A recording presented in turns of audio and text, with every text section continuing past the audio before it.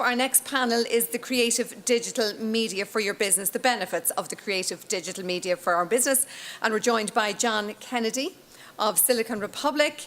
We're joined by Pat Galvin of Aircom, Conor Lynch of Connector, and Stephen Brennan of the DCENR. And I'm going to start off by asking you, John, to give us a little background to a particular area of interest that I noticed. I just popped onto the Silicon Republic website, and it refers back to one of the conversations we were having earlier about young people in the STEM careers. And there's a great move on, as you know, to get young women particularly into the STEM careers, which is a bit of a bandwagon of mine. And one of the things they said was that if you are makers, because girls are so interested in design and the creative stuff, and that they can see the creative side of the STEM careers, that'll be a pathway in. Is that something, and as I said, there was just a lovely article on your site about that. Is that something you're interested in promoting? One of the things about the technology industry, can they hear me at all? Or could we have a mic here, please? Thank you. Yeah. Hello? I can talk now. Yeah, thank you. One of the things about the technology industry is that it should be more of an equalizer for a lot of people. Once you can learn how to code, or once you have the right qualifications, there should be nothing stopping you. But one of the anomalies of the tech sector is that actually fewer women actually make it to the very top of the industry than they should. But that's changing, particularly now in Ireland. I mean, every given Saturday there's about 6,000 to 7,000 kids teaching each other how to code, because they're not being taught coding in schools, so they're teaching themselves through these things called coder dojos, for example. There's no reason why. I met a girl there at the Web Summit there recently, Aya Badir, from a company called Little Bits, and she is an MIT graduate, and she built a company that basically builds modular electronics where you can do anything from turn your light bulbs in your house to be Wi-Fi controlled. There's nothing stopping anybody from doing anything they want to do, but I think one of the problems with STEM in Ireland is that there are too many stereotypes that is, girls in schools are still being encouraged to be teachers and, do nursing and whatnot, but not being told enough about the fact that they can travel the world, work in exciting jobs in engineering and all that. So I think there's a job of work to be done to tell kids more about what their opportunities are. Maths matters. One of the biggest mistakes we made as a country, and it was probably a symptom of its times, was back around 2005, 2006, more kids were ditching courses in third level for coding and stuff like that, not doing software or computer science. Economy goes wallop. We've a surge of people with legal qualifications and business qualifications, but none of them can code. And suddenly then all the jobs have been created in Facebook and Google. We're grabbing people from all over Europe to come and work here with languages. So we need an emphasis not only on STEM, but languages and also art. So STEM is going to be called STEAM from now on as well, because we're going to have science, technology, engineering, art and maths. Look at the iPad. This is a product of art. This is industrial design. It's all about being creative, being able to build things you want to do, and there's nothing stopping you as long as you do the right courses, stay the course, and hopefully, be more informed about what your opportunities are. We keep hearing about the numbers of jobs that are available all the time in the technology sphere. Is that still the case? Are they still there waiting to be filled? Across Europe, there's 700,000 jobs that aren't being filled. We've situations in Ireland, Greece, Spain, where we have a lot of young people unemployed. It simply goes back to the point I made. They weren't being told enough in school about what the opportunities are and how those careers could have worked out for them. This is changing.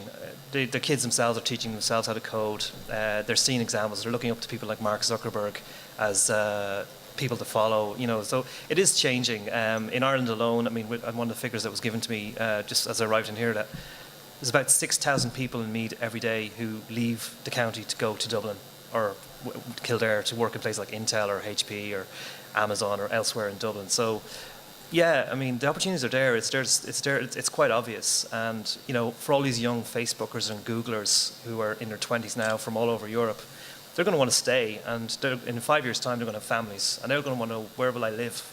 And they'll look at places like Meath and Louth and say, well, there's a great quality of life there, but I need the broadband connectivity in order to be able to do my job and not have to go to the city every day of the week. So there's a lot of moving parts in this, and I think there's a great opportunity. We should be really thinking about how the digital economy can flourish in Ireland, but how it can result in more money going into local businesses around the county. And if I can bring you in there, Pat Galvin of Aircom, specifically in Aircom, what aspects of the digital media explosion are you finding most relevant to your business, or that what will be most relevant into the future? Thanks. Well, I think John touched on in his last remark about connectivity, because absolutely agree with John about the need for the skills and the education and the training to be developed. But the fundamental prerequisite is that you have connectivity.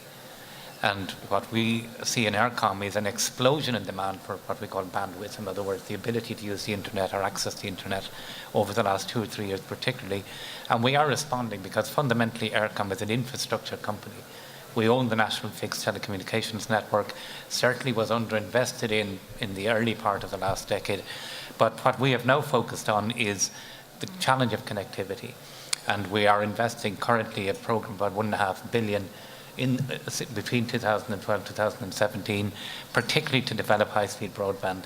And I think the good news for Ireland generally, because our commitment is to the whole country, but also for Meath in particular, is that as we're beginning to roll out our eFibre product, which essentially is an upgrade of the national network to replace copper with fibre to the extent that we can make it commercially feasible to do so, the response has been really remarkable.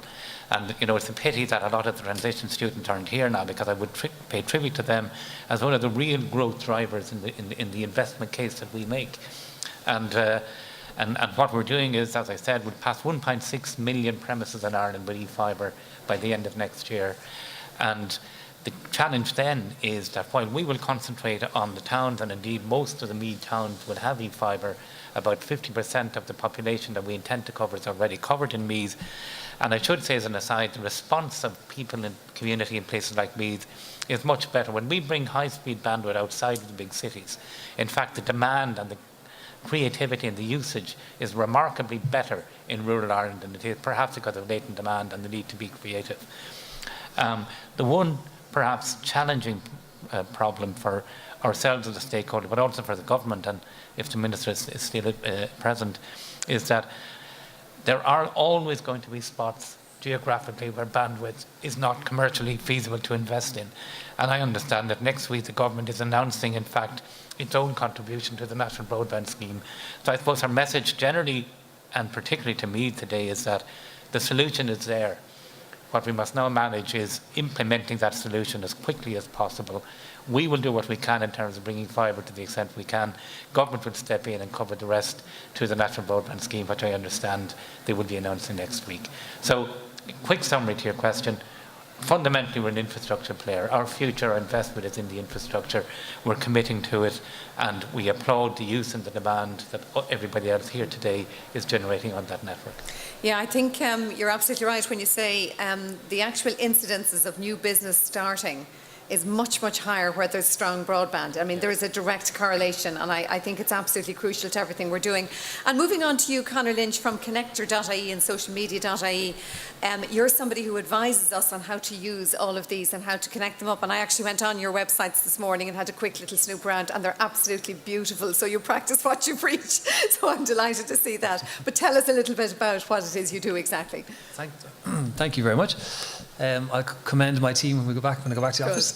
So what we do is we help businesses and organisations, could be non-profits, could be charities, could be some government agencies, to understand the opportunities that are there with digital, social, and mobile. So that there's, as John and Pat were saying, there's new technologies, there's new careers, there's new training, there's new challenges. And we try and simplify all of that. And for businesses here today, I'd say my advice would definitely start looking at digital media. A lot of people aren't using digital media as much as they should do. And then the next step beyond that is actually making it very creative. So creative is it's tough for small businesses who don't really understand digital and all the tools to be really, really creative. So that's where we come in, is we try and add the icing on the cake. So our work with Sony, for example. So Sony Mobile get us to be creative. They know how Facebook works, and they know how Twitter and all the tools work, but they just want a creative campaign or strategy that's going to deliver them superior results than they could get if they did it themselves, and to outsmart their competition. Is there a lot of confusion about the how we should actually approach the whole digital media sphere. We used to call it new media. Now we know it's now media. It's here to stay, and we've just got to get our heads out of the stand and deal with it. But there would be a lot of traditional businesses that are still kind of reluctant to jump into that shark-infested pond as they see it. They're a bit scared of it. And how do we get that message out there as how to use it and how to use it correctly and strategically, as you're saying? Yeah, and thankfully they are scared, because that's what keeps me busy. So they, people are scared. They're not quite sure where to start. So we really look at the benefits. So what are the benefits for this? It's new customers. It's looking after your current customers, keeping them, engaging with them better. So looking at the benefits, I think people get excited when they see a new idea, something that they would never have thought of themselves. So it's a creative campaign. New ways for them to talk to their customers or their target market that they would never have thought of possible. When they see that, they think, yeah, let's do it, let's go ahead, now I understand. So it's also training provided by the Meath Enterprise Board, training provided by companies like socialmedia.ie, that people don't really know how to connect all the dots until they know what the dots are. What do they mean and how they connect. And then so it just takes layer upon layer of knowledge, and then people get more and more advanced. But I've been doing this, working in digital since it was called online. I think it was internet marketing, then online marketing, then digital marketing. Then I moved into social media marketing, and I know John for a long time. Marketing. It's all moved back now to marketing. So I've been in it for about 16 years. So it's amazing that it surprises me that people in traditional businesses still have not moved. I can't believe it, But I'm still, seeing businesses and sectors that just have not moved. You got to move. It's not going to go away. And then the businesses that move earliest, that reinvent themselves, that disrupt their own businesses, that talk to kids from Coder Dojo and talk to kids from hardware hackathons and really understand what the movements and changes that are happening. They're the ones that will be the leaders of the next generation. Thank you indeed, Conor. And if I could bring you in there, Stephen Brennan of the DCNR. Now, obviously, we're talking here about the future and sort of trying to predict where it's all going to go. And obviously, as the policymakers and the policy advisors, you really have to kind of stay ahead of the curve yourselves, don't you? Well, of course. The essence, I think, for government is to try and understand where the needs will be. The business community satisfy the demands of today. But if we just think about, since the Minister has spoken about an hour and a half ago, almost €1 million has been spent by Irish consumers online. And about €700,000 of that has been on imports. So that's the scenario that we have. It's interesting just looking out on this audience, how many of us might buy something online this Christmas. Anything, it doesn't matter what it is. But you're the customers of your business. So your customer behavior has changed dramatically because you are the customers. So every business needs to be doing something today because your customers are doing something today, doing something different, approaching the way in which they buy products and services differently than they did 3, 4, 5 years ago. So for government, what we're trying to think about is, you talked about skills a few minutes ago. There's another way of looking at skills. And if we look across Europe, only 1 job in every 10 does not require a digital skill. That's in every part of the economy. So there are jobs in digital media. We have some here in front of us, right? But the bulk of the value and the bulk of the jobs, the bulk of the societal benefits of digital are in mainstream, are in the food companies that we're talking in the last session about being able to get to customers directly. We had a question about whether that a farm business could survive. Of course it can survive. There's a uniqueness about that business, and digital can help that business to connect with a much larger audience 24 hours a day. And in an Irish context, spending €700,000 an hour, 24 hours a day online. And so those are the things that drive, from a government policy perspective, what we need to do. Connectivity is, of course, important. And we need to try and use our position as government to make sure that as many of the businesses and consumers Sports clubs, homes, schools, libraries are connected with high levels of broadband connectivity, because from that we get access to the world. I think the point you're making again there is very interesting, in that we need to see it as very much as a whole rather than actually seeing the digital piece as being quite separate. It's very much at the core of what we're doing now. We need to integrate it in all our businesses and all our lives. Yeah. Digital today represents about 5% of our economy, but it's growing at 20% per year. If we were to reorganize government, I can say this, I suppose, if we were to reorganize government with a clean sheet of paper, the Department of Digital would be about the same size as the Department of Agriculture. That's how big a deal digital is today, and growing at 20% per year. And do people in the government or in government departments agree with you? Because that's quite a big statement you've made there. And you would, because that's your area. Yeah, but they do. How many agree with you? They do. There is absolutely cross-government support for enabling digital. I was at a health conference yesterday, and the entire conference was about how can we use digital to improve our healthcare infrastructure and our healthcare services.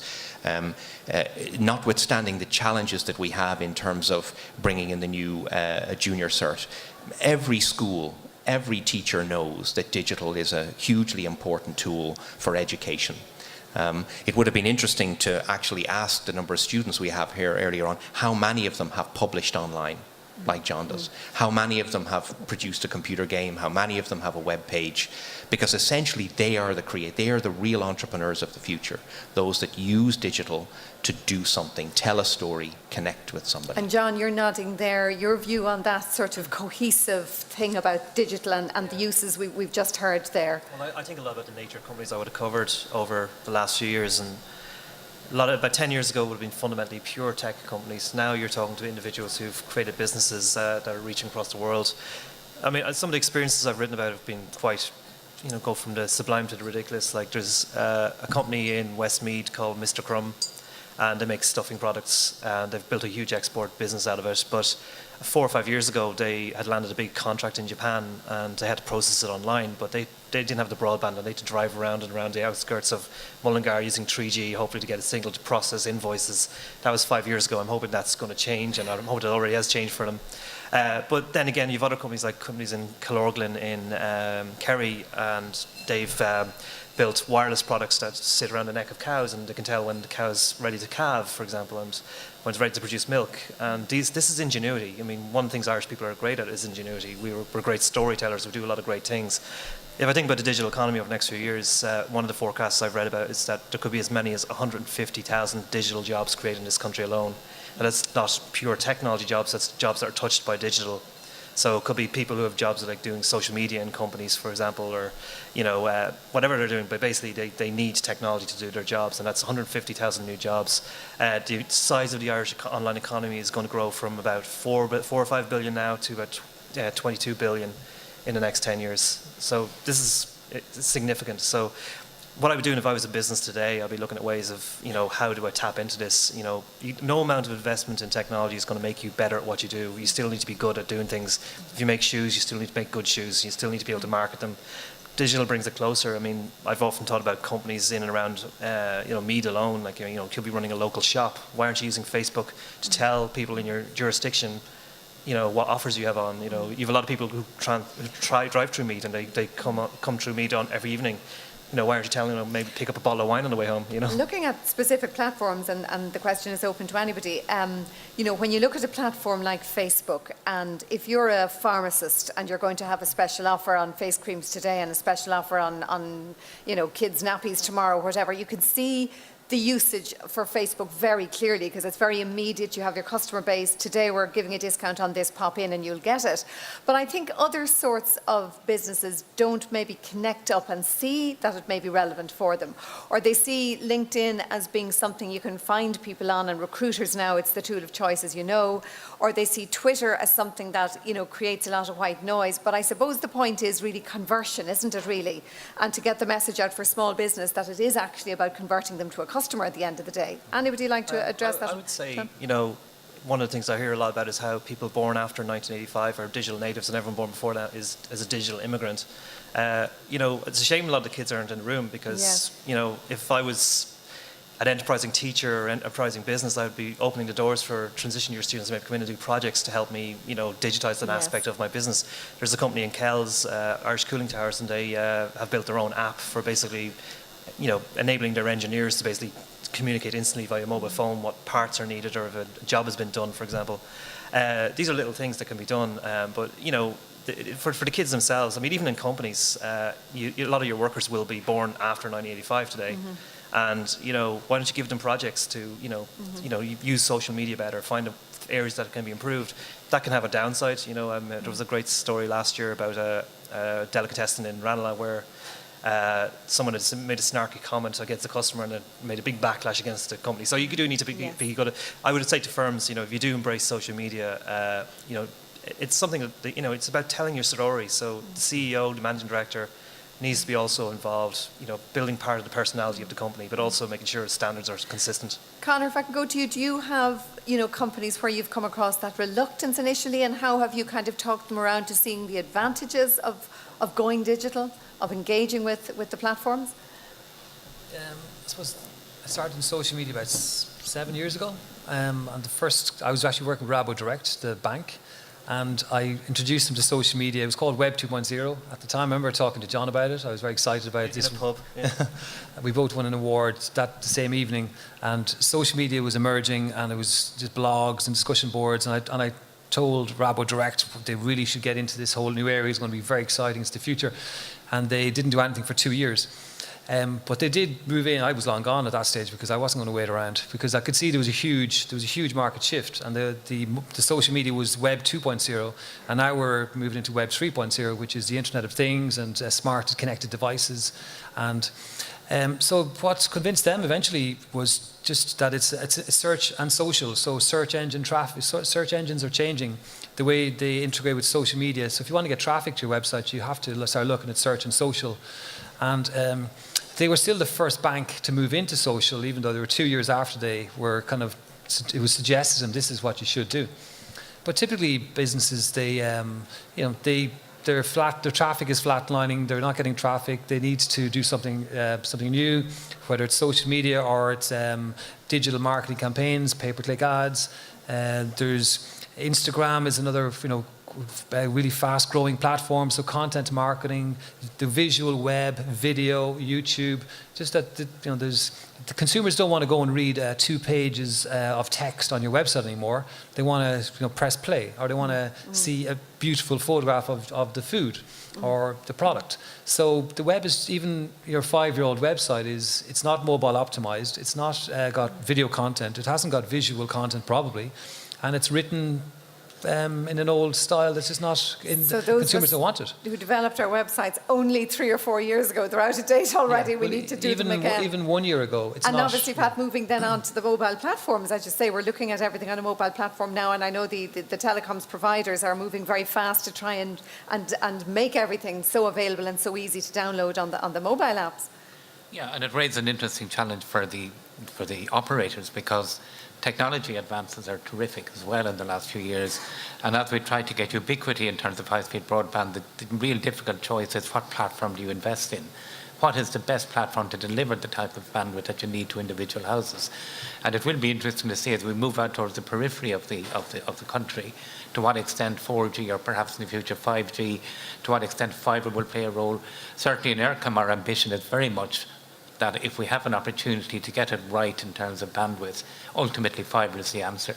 The challenge for us and for government, of course, is that the cost of doing that is very, very substantial. But I'd like to come back to the earlier question around creativity and convincing people to move online. I understand from a recent survey there's something like 47,000 SME businesses in Ireland that don't have an online presence.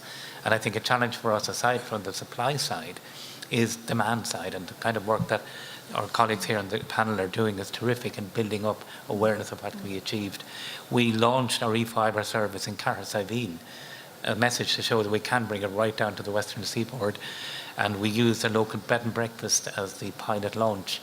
And the sense of ambition that bed and breakfast owner had once they were online, the kind of ideas they had about transforming their business and the immediate impact it made was really, really startling. And that's the kind of thinking we need as we roll out these services. And I'll take a final word from each of you before we wrap up. Stephen, maybe you'd address what you see as the next thing on the horizon for the department in terms of, is it regulation, is it in terms of the information piece, or what is the pressing next thing for you? Well, I think we've alluded to it a couple of times. I mean, next week is a very big milestone for us because we're launching a whole mapping infrastructure to allow individuals throughout the country to understand what part of the country government are going to intervene in the connectivity marketplace. And that's referred to as the National Broadband Plan. So that's going to be released on Monday. So that's a very, very big milestone from our perspective. I think the next set of milestones for us are around the demand part of this equation. I can't think of any consumer that would engage with a business without looking at other consumers' opinion of their product or service. And I think for us, rolling out our voucher scheme through the local enterprise offices countrywide to try and support traditional businesses to make that leap to trading online. Being online very passively is probably not that valuable, but trading online is something that each business needs to do. So we've set targets by the end of next year to have 2,000 businesses activated and actively trading online. So I think for us, they're the main pillars, as well as continuing our work in education, in health, in social protection, in those areas to try and support things like the National Payments Plan to move away from cash and checks and more e-banking and e-payment transactions. So these are the sort of interventions we're trying to make in order to try and develop digital as a part of everyday life and everyday business. And Conor, what's on the horizon for you? We're working with Instagram Europe on launching the Instagram Awards across Europe. So we're recognising that more and more businesses are moving into Instagram, and we want to, as well as having our Instagram masterclass, so businesses can actually really learn how to use the tool properly. We're actually going to recognise the best across Europe in the Insties. So it's the insties.com. So we're very excited about that because I love Instagram. And if anyone wants to talk about Instagram or anything else related to social media, this is the call to action. We actually have a stand inside. So after the talk, if you want to come and say hello and ask some technical questions, very happy to talk to you. That's the Insties. Thank you very much Thank indeed. you. And then, Pat, what's on the horizon for Eircom? Well, again, building on what Stephen has said, I think once the government announces its strategy next week and the mapping exercise, the momentum is there for what we would regard as the blueprint for solving once and for all the bandwidth issue. And our challenge as an operator is to keep our investment programme in play and at the same time meet the very understandable frustration of people who don't have the high speed. Because one of the points we're noticing, as I mentioned, is that as we deliver it, the people who don't have it are getting more and more frustrated. So we've got to manage that period of time as we implement with government the overall solution to providing the kind of bandwidth that will support the kind of digital economy that we're developing. Absolutely, it's the way forward. And then finally from you, John, what do you see as the big thing on the horizon for all of us? There's a lot of big things on the horizon. I would say, first of all, the point about mobile, very soon Google's going to start put warning signs on search results showing you which sites are good for mobile and which aren't. So you might find that if your site isn't ready for it, you won't be able to be clicked on, or people won't decide to. The other thing then on the broadband front, I think if the momentum is kept, we could see a situation in a year or two's time where we'll have better broadband in the country than in the cities of Dublin and elsewhere. And I think just looking bigger and further on down the line, the conversation about broadband may give way to other things. We'll be talking about why don't we have enough prototyping facilities in our towns, like the ability to use 3D printers and CNC machines to prototype products that could be designed here in Ireland, manufactured in China and sent around the world. We should be thinking long term, no longer about short term problems. Yes, absolutely. Thank you very much indeed for that.